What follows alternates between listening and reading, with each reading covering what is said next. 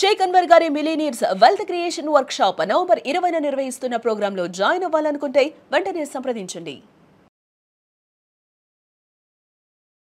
నమస్తే, welcome to Suman TV. ప్రస్తుతం మనతో పాటు హైకోర్టు అడ్వకేట్ నాగేశ్వర పూజారి గారు ఉన్నారు. వారితో మాట్లాడదాం.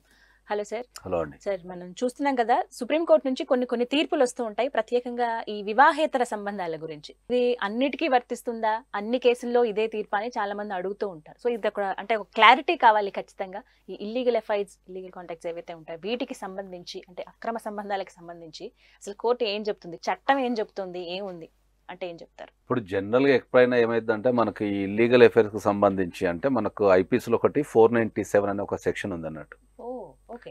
ఈ 497 అనే సెక్షన్ గురించి ఒక పెళ్ళైన అమ్మాయి ఎవరితోనన్నా అక్రమ సంబంధం పెట్టుకుంటే ఏం చేయొచ్చు అనే దానిపైన ఈ 497 అనేది చెప్తుంటుంది జనరల్గా. అంటే ఎప్పుడైనా మ్యారీడ్ అయిన తర్వాతనే ఈ సెక్షన్ ఎంటర్ అవుతుంది. సో ఈ 497 అనే సెక్షన్ని సుప్రీంకోర్టు ఏం చేసిందంటే స్ట్రక్ డౌన్ చేసేసింది, అంటే రద్దు చేసేసింది అన్నట్టు. ఐపీసీలో ఈ 497 అనే సెక్షన్ మీద ఈ దేశంలో ఎవ్వరి మీద కూడా చర్యలు తీసుకోనికి లేదు అని చెప్పేసి స్ట్రక్ డౌన్ చేసింది. డౌన్ చేసిన తర్వాత ఏమైంది అంటే ఒక సుప్రీంకోర్టు అనేది ఇప్పుడు ఎప్పుడైనా మనం చట్టం మాట్లాడేటప్పుడు మనకు భారతదేశంలో నివసించే ప్రతి ఒక్కరికి కాన్స్టిట్యూషన్ మనకు కొన్ని రైట్స్, కొన్ని డ్యూటీస్, కొన్ని రెస్పాన్సిబిలిటీస్ అనేది ఇచ్చింది. భారతదేశంలో ఏ చట్టం చేసినా కూడా, అంటే ఏ రకమైన చట్టాలు చేసినా కూడా అవి కాన్స్టిట్యూషన్కి లోబడే ఉండాలి. ఓకే. సో ఎప్పుడైతే ఈ 497ని స్ట్రక్ డౌన్ చేసిందో అది సామాన్య జనాలకు ఏమైపోయింది అంటే అది అక్రమ సంబంధాలన్నీ సక్రమ సంబంధాలు అయిపోయినాయి అనే ఊహతోనే వాళ్ళు ఉన్నారు. ఇప్పుడు ఒక దేశంలో ఉన్న అత్యున్నత న్యాయస్థానం ఒక డిసిషన్ తీసుకునే ముందు అది జనాల మీద ఇంపాక్ట్ పడుతుంది, దాంట్లో ఏముంది పాటు చట్టం అనేది అంటే కాన్స్టిట్యూషన్కి పాటిస్తున్నారా లేదా, కాన్స్టిట్యూషన్లో ఉన్న విషయాలను పాటిస్తున్నారా లేదా అనే మీద మనం సుప్రీంకోర్టు పరిశీలిస్తుంది. సో ఎప్పుడైతే ఈ సుప్రీంకోర్టు వచ్చేసి Joseph shine versus state of union అని చెప్పేసి ఆ కేసులో 2018లో ఈ జడ్జిమెంట్ వెలువరించడం జరిగింది. పీసీ 497 అనే సెక్షన్ని మేము రద్దు చేస్తున్నాం అనేది మనకు చెప్పడం జరిగింది. ఇప్పుడు రద్దు చేస్తున్నాము అంటే ఇప్పుడు జనరల్ పబ్లిక్కి కానీ సమాజానికి కానీ ఏమర్థమైంది అంటే ఓహో ఇప్పటి నుంచి ఇల్లీగల్ రిలేషన్షిప్స్ పెట్టుకోవచ్చు, సో మా మీద ఎవరు కూడా చర్యలు తీసుకోనికి లేదు, క్రిమినల్ కేసెస్ పెట్టడానికి లేదు అనేది జనాలకు అర్థమైంది. జడ్జిమెంట్ డెలివరీ చేసే ముందు ఏంటంటే సుప్రీంకోర్టు చాలా క్షుణ్ణంగా పరిశీలించింది. ఓకే. జనరల్గా 497 ఏం చెప్తుంది అంటే ఒక హస్బెండ్కి ఒక భార్య ఉంది అనుకుందాం, ఆ భార్య ఇంకా ఎవరి వ్యక్తితోనైనా సంబంధం పెట్టుకుంటే the husband has a right to file A case against that person.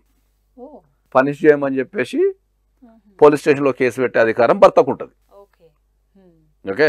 భర్తకి ఇష్టం లేకుండా పెట్టుకుంటే ఓకే అనేది చెప్తుంది. అది అంతే కాదు, సింపుల్ చెప్పాలంటే అది హస్బెండ్కి ఆ రైట్ ఉంది అనేది ఉన్నది.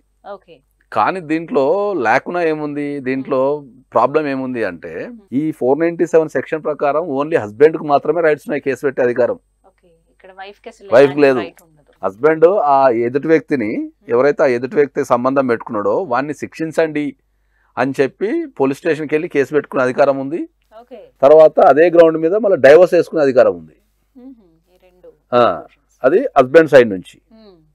మీరు ఎప్పుడైతే అమ్మాయి సైడ్కి వచ్చేస్తారో, ఒకవేళ అమ్మాయి నిజాయితీగానే ఉంది, హస్బెండ్ అక్రమ సంబంధం పెట్టుకున్నాడు అనుకుందాం. మరి హస్బెండ్ అక్రమ సంబంధం పెట్టుకున్నప్పుడు ఆ అక్రమ సంబంధం పెట్టుకున్న అమ్మాయి కనుక అన్మ్యారీడ్ అయింది అనుకుందాం, అప్పుడు ఎవరి మీద చర్య తీసుకోవాలా?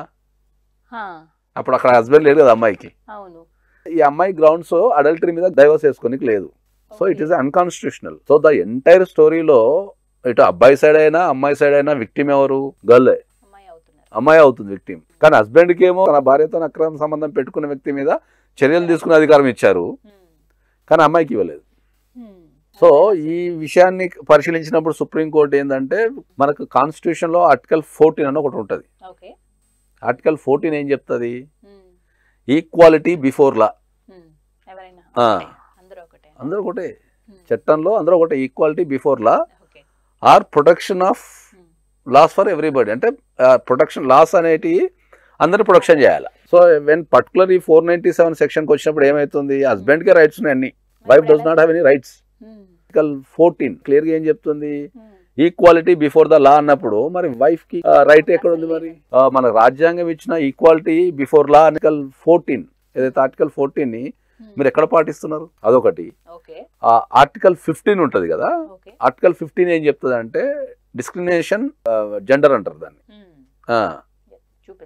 అంటే ఏదన్నా ఒక వ్యక్తిని మనం వాళ్ళ పుట్టిన ప్రాంతాన్ని బట్టి కానీ, లేకపోతే వాళ్ళ రంగుని బట్టి కానీ, లేకపోతే జెండర్ని బట్టి కానీ, వాళ్ళ క్యాస్ట్ని బట్టి కానీ, వాళ్ళ రిలీజియన్ బట్టి కానీ, వాళ్ళని కించపరచనికి కానీ, లేకపోతే వాళ్ళకి రావాల్సిన రైట్స్ వాళ్ళకి అందకుండా చేసేటట్లు లేదు పరిస్థితి. మనకు ఆర్టికల్ 15 చాలా క్లియర్గా చెప్తున్నట్టు, అంటే ఈ దేశంలో ఎవరన్నా ఉన్నా, ఈ దేశంలో ఉన్న అన్ని చట్టాలు కావచ్చు, దాని రైట్స్ కావచ్చు, ఏదైనా కూడా ఒక జెండర్ని బట్టి కానీ, లేదా వాళ్ళ రేస్ అంటే మనకు రంగుని బట్టి కానీ, క్యాస్ట్ని బట్టి కానీ, లేదా వాళ్ళు పుట్టిన ప్రదేశాన్ని బట్టి కానీ మనం వాళ్ళకి అందకుండా చేయొద్దు అనేది చెప్తుంది. అంటే మనకు వాళ్ళు పుట్టిన ప్రదేశంలో ఉన్న వాళ్ళకి ఈ రైట్స్ లేవు అనో, లేకపోతే ఇట్లాంటి చెప్పడానికి లేదు. సో మరి ఈ రెండు ఏదైతే ఆర్టికల్ 14 అండ్ 15 సంబంధించి మనకు 497 అనేది సాటిస్ఫై చేయడం లేదు. 497 అనేది ప్యూర్లీ హస్బెండ్కు ఉన్న రైట్స్ చెప్తుంది తప్ప మరి అమ్మాయికి ఉన్న రైట్స్ గురించి కానీ, ఆమె విక్టిమ్ కదా,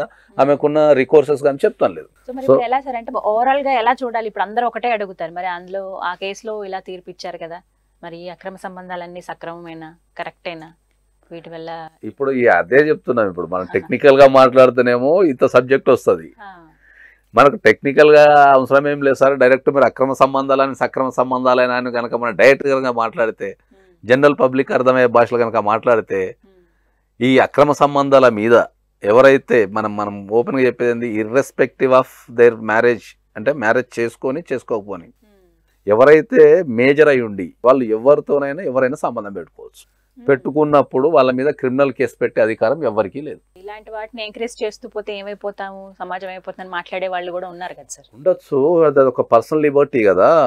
ఇప్పుడు 497 అనేది ఇంకా లోతుల్లో ఆలోచిస్తే ఏమవుతుందంటే, 497 అనేది ఒక వైఫ్కి ఉన్న సెక్షువల్ రైట్ని దాన్ని డిప్రైవ్ చేసేస్తుంది. అంటే డిప్రైవ్ చేయడం ఏంటంటే, ఇప్పుడు పెళ్ళైన అమ్మాయి ఒకవేళ భర్త సెక్స్ చేయకపోతే అట్లా ఉండాల్సిందేనా? అంటే ఆమెకి సెక్షువల్ కోరికలు ఉండవా? ఒకవేళ ఇప్పుడు భర్త కనుక సెక్స్ చేయకపోతే వేరే వ్యక్తితో వెళ్ళే అవకాశం లేదా? అంటే ఆమెకు ఉన్న సెక్షువల్ రైట్ని డిప్రైవ్ చేయాల్సిందేనా? దాని మీద కూడా మనం మాట్లాడాల్సి వస్తుంది. దృష్టిలో పెట్టుకుని ఇలా ఇవన్నీ ఒక సెక్షన్ ని కనుక రద్దు చేయాలి అంటే సుప్రీంకోర్టు సమాజంలో ఉన్న పరిస్థితులని, చట్టం ఏం చెప్తుంది, కాన్స్టిట్యూషన్ ఏం చెప్తుంది, ఇవన్నీ బ్యాలెన్స్ చేస్తే ఒక జడ్జిమెంట్ ఎప్పుడైనా డెలివరీ చేస్తారు. కానీ సార్ ఏవైనా అంటే మంచి కోసం వెళ్ళే వాటికన్నా కూడా ఎక్కువ నెగిటివ్ చెడుకు అందరూ అట్రాక్ట్ అవుతారు. ఇప్పుడు ఎందుకంటే ఇంతకుముందు ఎవరైనా అక్రమ సంబంధం పెట్టుకోవాలి అనుకుంటే లీగల్ ప్రొసీడింగ్స్ అనేటివి ఉంటుండే కాబట్టి భయపడుతుండే. ఇప్పుడు మీరు పోలీస్ స్టేషన్కి వెళ్ళి ఎవరైనా సరే ఒక పోలీస్ స్టేషన్కి వెళ్ళి కేసు పెడితే కేసు తీసుకోరు వాళ్ళు. ఎవరన్నా భార్య కానీ భర్త కానీ మీరు పోలీస్ స్టేషన్కి వెళ్ళి నా భర్త అక్రమ సంబంధం నిలుపుతుండు, లేకపోతే నా భార్య అక్రమ సంబంధం నిలుపుతుందంటే వాళ్ళు ఎంటర్టైన్మెంట్ కూడా చేయరు దాన్ని. ఓన్లీ వాళ్ళకి ఏమున్నాయి, సివిల్ రైట్స్ మాత్రమే ఉన్నాయి. సివిల్ రైట్స్ అంటే ఏముంటుంది, they can go for divorce, లేకపోతే డైవోర్స్ కానీ, లేకపోతే కాంపెన్సేషన్స్ కానీ, ఇవి కొన్ని రకాల సివిల్ రైట్స్ అనేటివి ఉన్నాయి వాళ్ళకి, అంతే. సో ఎప్పుడైతే ఈ పోలీసు ఈ 497లో క్రిమినల్ ప్రొసీడింగ్స్ తప్పించారో అప్పటి నుంచి మనకు టాపిక్ అనేది హార్ట్ బర్నింగ్ టాపిక్ అనేది అవుతూ ఉంది. అది సో అసలు మ్యాటర్ అయితే ఇది అర్థం చేసుకునే వాళ్ళకి తెలుస్తుంది. రైట్ సార్, థ్యాంక్ యూ అండి.